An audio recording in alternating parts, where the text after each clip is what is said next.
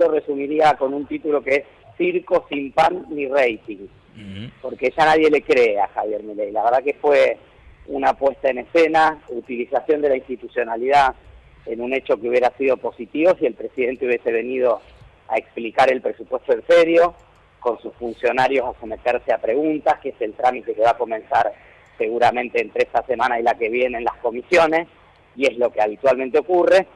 En lugar de eso, el presidente eligió usar el recinto del Congreso, una cadena nacional que la gente huyó, porque nadie estaba interesado en escuchar lo que él tenía para decir, básicamente para decirle a los acreedores de Argentina que la plata para pagar la deuda está. Ese fue el mensaje. Ya lo hemos escuchado en otros momentos de nuestra historia, ¿no? No hubo detalles de si va a haber inversión en educación, no hubo detalles de qué pasa con la seguridad social, no hubo detalles de ningún tipo. Simplemente fue un discurso de unos 35 minutos en los cuales el presidente se dedicó a repetir algunas de las frases de campaña y a volver a prometer que el equilibrio fiscal va a servir para tener garantizado, primero que nada, el pago de la deuda. Y después todo lo demás está en discusión, incluidos los recursos para las provincias, lo cual es muy grave porque no solo este gobierno no ha cumplido con ninguno de los compromisos que tomó con los gobernadores, incluso muchos gobernadores que facilitaron apoyos para que él pudiera aprobar la ley base y para que el otro día, por ejemplo, se evitara insistir en el proyecto de recomposición de las jubilaciones. Lamentablemente ahora no solo no les va a cumplir las promesas, sino que les exige un ajuste adicional de 60.000 millones de dólares. Pensemos, Nico, que las provincias son las que se hacen cargo de la salud, de la educación, de las rutas, porque el gobierno nacional ya no las arregla, del transporte, porque el gobierno nacional ya no manda los subsidios al transporte, de seguridad, de justicia, y entonces a esas tareas, que son muchas más que las que tiene a su cargo el gobierno nacional y que llevan adelante cotidianamente los gobernadores, les exige y les impone que busquen la forma de recortar aún más los recursos que antes destinaban a todos esos fines. Diputado, ¿y qué piensa al respecto? Porque el presidente se ha centrado mucho en el tema del equilibrio y el de no gastar más de lo que se ingresa. ¿Qué piensa usted al respecto de esa consigna? Yo creo que hemos aprendido en nuestra historia que es importante el equilibrio fiscal, que es una señal y una expresión de un manejo sano del presupuesto. Ahora, el equilibrio fiscal no es un fin en sí mismo, no es un objetivo en sí. El equilibrio fiscal tiene que ser logrado a partir del crecimiento de la economía, que genere mayor recaudación, obviamente, por parte de la actividad económica, y tiene que ser fijando prioridades razonables. Nosotros vamos a un esquema, a un presupuesto en el cual, para que vos te des una idea, buscamos el equilibrio fiscal en un presupuesto en el que bajan los ingresos por los impuestos a los bienes personales. Es decir, que hay un 30% menos aproximadamente de recaudación por bienes personales, que son los impuestos que pagan los sectores más ricos de Argentina, los que tienen bienes. Sube al triple, o sea, se triplica el ingreso esperado por monotributo. ¿De dónde va a salir ese dinero? Van a aumentar, en una proyección de inflación del 18%, van a aumentar el 300% las escalas de monotributo. Se duplican los ingresos por retenciones a las exportaciones. Lejos de bajar las retenciones, que era la promesa de campaña y que les prometió hace 2 o 3 semanas solamente en la sociedad rural Milei a los productores, ahora o sube la presión impositiva o no se explica cómo van a hacer para duplicar ese ingreso.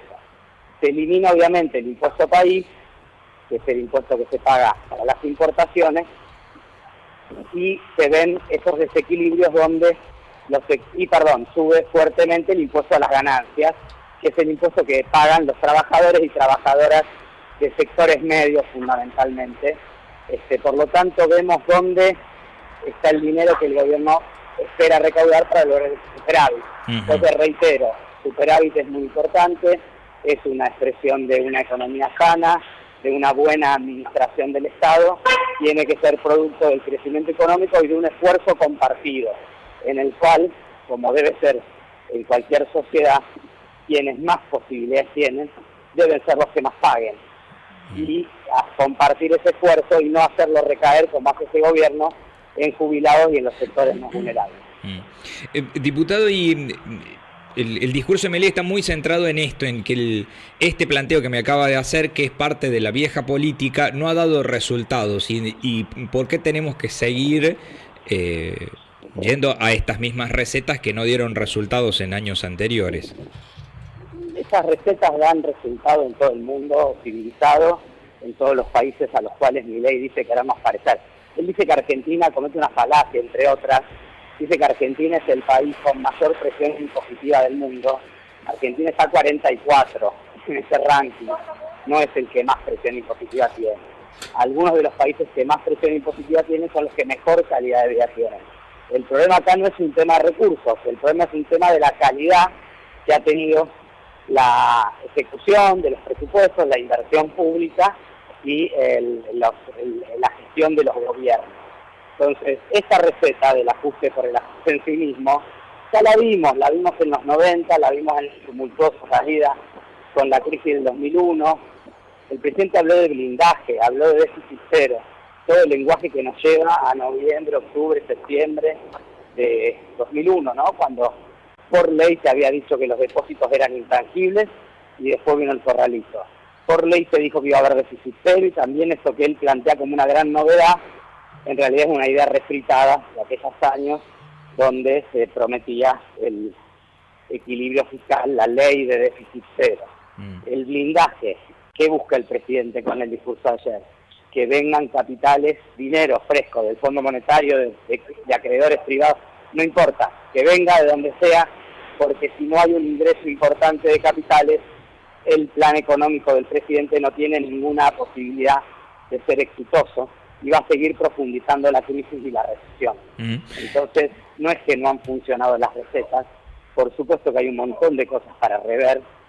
En ese sentido, tenemos que hacer un análisis que hemos estado, nosotros, el Partido Socialista no ha sido parte del gobierno nacional de nuestros 40 años de democracia, pero sí me parece como parte de los partidos democráticos del país, tenemos que sentarnos a discutir por qué hicimos tan mal algunas cosas, pero no se resuelven los problemas del Estado destruyendo el Estado, como plantea Milei, que se reconoce como un topo que vino a destruir el Estado, lo cual, imagínate la confianza que puede generar en un inversor una persona que dice que va a destruir el Estado. ¿Con qué? El ministro de Regulación acaba de anunciar una regulación en algunos de los temas de la logística. Por ejemplo, liberan el peso máximo de las cargas. ¿Qué van a hacer con las rutas si no hay inversión en las rutas? Rutas que hoy son intransitables, encima con camiones con más carga. O sea, el Estado tiene un rol básico en la educación, en la formación, en la infraestructura. Si no lo entendemos, vamos a estar errando. Acá mi compañera Eliana le quiere hacer una consulta. Sí. ¿Cómo no? ¿Cómo le va, diputado? Lo escuchaba recién y hablaba de las recetas de los 90 que no funcionaron y que son las que están parecidas ahora por parte de Milei.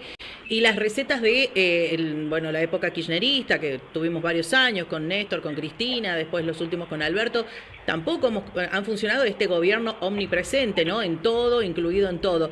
Le quería consultar cuál es entonces, digamos, la fórmula o qué tendría o para qué lado tendría que ir el gobierno. Si no funcionó el Estado omnipresente ni el Estado que, como dice Milei, no tendría que estar tan presente, que ya lo vimos, dice usted, en los 90. Los países que funcionan bien, no destruyen el Estado, lo hacen mejor, lo hacen eficiente, hacen que el Estado participe en las tareas de la economía y de la sociedad que son importantes, la educación, la ciencia y técnica, la salud, la investigación, todas cuestiones que agregan valor. Y obviamente el Estado regula los vínculos entre privados en un marco de libertad económica, porque estamos en un sistema capitalista que está basado fundamentalmente en la libertad económica. Entonces, no es ni el Estado inexistente que plantea Javier Milei, que ya no es Estado inexistente, es destrucción del Estado, que es un nivel superior aún, ni es un Estado omnipresente donde el Estado se pone a resolver todo. Entonces, también Argentina ha tenido algún funcionamiento vinculado a la corrupción, a los recursos públicos que no llegan a donde tienen que llegar, pero no es solamente no es un tema ni solo de eficiencia ni solo del tamaño del Estado, es un tema de calidad de los servicios públicos en un contexto donde nosotros tenemos mucho talento y mucho capital humano muy formado. Mira, el otro día estaba en una reunión con la gente de la Cámara Argentina de Empresas de Industria del Conocimiento y nos planteaba un banco muy importante, que el banco este que es internacional está decidiendo una inversión muy grande para una oficina entre Argentina y una localidad de Escocia. En Escocia hoy es más barato montarla, para que ustedes den una idea del desfasaje y de lo caro que está Argentina en dólares. Es más barato Escocia que Argentina. Sin embargo, están pensando hacerlo en Argentina por la calidad del talento, por la calidad del capital humano que tenemos. Entonces, si logramos ordenar bienes públicos de calidad, un Estado eficiente que sé dónde tiene que estar y no metido en un montón de cuestiones, eso incluye que hay que restituir algunas de las cosas que este gobierno sacó, porque el Estado también tiene algo para decir en relación a la universidad, tiene algo para decir en relación a la violencia de género, tiene algo para decir en relación a la política agropecuaria, pero tiene que estar inteligentemente participando en esos debates a nivel de la sociedad. Diputado, pero ¿qué nos garantiza nosotros como sociedad de que se van a centrar como Estado exclusivamente en eso y no vamos a volver a, no sé, a financiar festivales y cuestiones de espectáculos públicos en vez de que un hospital esté funcionando como corresponde? ¿Qué nos garantiza? No, yo creo que obviamente es real que la gente lo votó a Javier Milei por gran defraudación de lo que se había hecho hasta ahora en general en materia de administración del Estado Nacional. Creo también que podría haber habido otra alternativa más vinculada al progresismo en serio. Nosotros, el Partido Socialista es un partido pequeño, pero hemos gobernado durante muchos años en la provincia de Santa Fe y los invito cuando quieran a recorrer cualquiera de los 5 hospitales de alta complejidad que construimos en 12 años o el sistema de la salud pública en Rosario, donde con presupuesto municipal. Durante los 90, en el menemismo, cuando la ciudad era abandonada por el gobierno nacional, gobernando con honestidad y fijando prioridades, se logró el mejor sistema de salud pública de América Latina. Entonces, hay mucha gente que tiene ganas de aportar para administrar bien, tiene que estar la decisión política. Lo que hay que construir es un espacio donde esté esa decisión política y los liderazgos lleven adelante esa decisión política. Y luego, obviamente, eso es lo que te garantiza de alguna manera que el Estado vaya en un sentido correcto. La gente en su momento, sintiendo, también leyendo parte de nuestra historia, que hemos tenido recurrentes crisis y explosiones, y a partir de las explosiones transitorias mejoras, votó un poco esa idea de Javier Milei con la motosierra y la dinamita para el Banco Central, pensando que, bueno, acá hay que hacer un reinicio, un restart, un refresh, ¿viste? Bueno, arrancamos de cero. Bueno, los estados no arrancan de cero, las sociedades no arrancan de cero.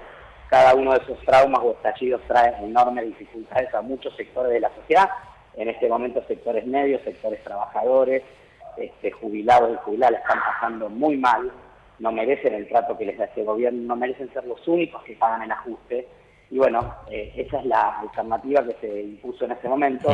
Tenemos que construir el cambio, pero en otro sentido, porque Argentina tiene mucho para salir adelante, así que en eso tenemos que estar trabajando con las fuerzas democráticas del país. Yo lo escuchaba en todo esto que estábamos comentando, ¿no? Y es algo que por ahí no sé cuál es su posición sobre el tema aerolíneas, por ejemplo, y hablamos del Estado presente y demás, ¿no? Digo, en el caso de Aerolíneas Argentinas, por ejemplo, nosotros acá en La Rioja, una empresa que se llama Millones, obviamente, del Estado, y que hoy está en una situación bastante complicada y que siempre, generalmente, cuando no es un gobierno afín, está en situaciones complicadas. ¿En qué es lo que beneficia? ¿Usted nos podría explicar, por ejemplo, acá los riojanos, que la gran mayoría de los riojanos no puede acceder a un pasaje de avión? ¿En qué beneficia, digamos, que Aerolíneas sea del Estado argentino o que tenga la mayor participación el Estado argentino? No, muchas veces, a ver, primero reconocer lo que vos decís, suena injusto que todos los 48 millones de argentinos sostengamos al millón que viaja en avión, incluso muchas veces a precios subsidiados, y en algunos casos incluso esos subsidios han llegado a los pasajes internacionales. Entonces teníamos gente viajando a Roma en business, subsidiada por los impuestos de todos. Entonces, hay un montón de temas para ver y para analizar. Posiblemente ha habido un incremento de la planta más vinculada a cuestiones políticas que a necesidades concretas de la administración de la empresa. Durante el gobierno de Macri, en la administración de Isela Constantini, se había logrado ordenar y llegar a un punto de equilibrio. Aerolíneas es importante porque el Estado tiene el rol de garantizar la conectividad, aunque sea incluso, yo vivo en Rosario, nosotros imagínate, tenemos un vuelo a la mañana y un vuelo a la noche, con lo cual, y no tenemos vuelos internacionales directos de aerolíneas. Hay otras aerolíneas internacionales que sí vienen a Rosario, podés ir por Panamá, por San Pablo, por Río, por Lima, no podés salir por aerolíneas argentinas directo de Rosario al exterior. Hacia el interior de Argentina tenemos muy poquitos vuelos, en verano a Mar del Plata, durante el año a Salta, en algún momento a Mendoza. Entonces hay temas para revisar. Nosotros solo a Buenos Aires, le comento. Claro, ustedes solo a Buenos Aires. Solo a Buenos Aires. Y a veces en unos horarios raros, ¿no? Que voy, sí, si me voy no vuelvo porque el mismo avión rebota, entonces no me da tiempo, me tengo que dar un día entero. Si tengo que hacer algo en Buenos Aires no vuelvo. Bueno, ahí hay un problema, hay un problema de desarrollo del mercado aerocomercial. Cuando vemos nuestros vecinos, fundamentalmente Chile y Brasil, lo entendemos. En Chile y Brasil explotó el mercado aerocomercial y hay vuelos por todos lados y hay enorme cantidad de vuelos. Entonces hay algo que hacer allí. Ahora, yo creo que tenemos que preservar aerolíneas como preservamos a YPF. Puede ser un modelo mixto, de capitalización mixta, donde permitamos que en un porcentaje determinado, sin perder la decisión del Estado, para garantizar precisamente esa conectividad y esas rutas, podamos incorporar capital privado que fortalezca la aerolínea, y después de regulaciones que a veces son vetustas y que hacen que no se pueda desarrollar el mercado aerocomercial. Ahora, te puedo asegurar que incluso si no estuviera Aerolíneas Argentinas no tendrías ni ese vuelo. Nosotros tenemos un montón de localidades. Reconquista en el norte de Santa Fe es una localidad que te imaginas, si tenés que ir a Buenos Aires, o te venís en avión a Rosario y pegarlo en el único avión que hay, o viajás 12, 13 horas. En cualquier país normal hay un vuelo, o 2 o 3 por día, de Reconquista a Buenos Aires, o a Rosario, o a donde sea. Eso muchas veces ha existido de la mano de la aerolínea estatal, que es la que tiene que velar por esa conectividad. Ahora, si está debilitada, si está desfinanciada, si genera déficit, si tiene sobrecalculado su plantilla y no en función de un plan de negocio, por supuesto que va a tener dificultades y tampoco te va a garantizar eso. Entonces digo, discutamos aerolíneas, discutamos su plantilla, discutamos el modelo de negocio. Yo soy de la idea de que es importante que haya una aerolínea testigo pública para garantizar la conectividad, pero creo que también es posible incorporar el capital privado, como pasa en YPF, que es un modelo que ha funcionado y que realmente se ha visto que luego hay inversiones, hay un crecimiento y eso. Sí, el modelo YPF sí funciona. Tan grande como sí. Diputado, le agradezco, muchísimas gracias. No, por favor, gracias a vos. El diputado Esteban Paulón, diputado nacional por el bloque Encuentro Federal, dejándonos su visión acerca del discurso de Milei. Yo creo que la estrategia de Milei, una de las estrategias que él logra es que nos pongamos a discutir sobre este tipo de cuestiones, sobre la decisión de, por ejemplo, gastar el dinero que gastamos en Aerolíneas Argentinas. Sí, o hay una parte del discurso que le hace referencia a la eficiencia del Estado. Y que me parece genial, que también, porque es una estrategia para que lo discutamos, ¿cómo puede ser que el Estado, no lo dijo de esta manera, pero apuntó a eso, le esté pagando un show a Lali, porque él se ha peleado mucho con Lali, y que un hospital no esté funcionando? Esa lógica que te plantea Milei es una discusión que es totalmente válida. Que yo te lo traslado acá a la provincia de La Rioja. ¿Cómo puede ser que el gobierno de La Rioja organice la chaya y tenga un hospital donde no funcione la máquina para hacerte el estudio de la... ¿Cómo se llama ese que el oyente nos hacía referencia?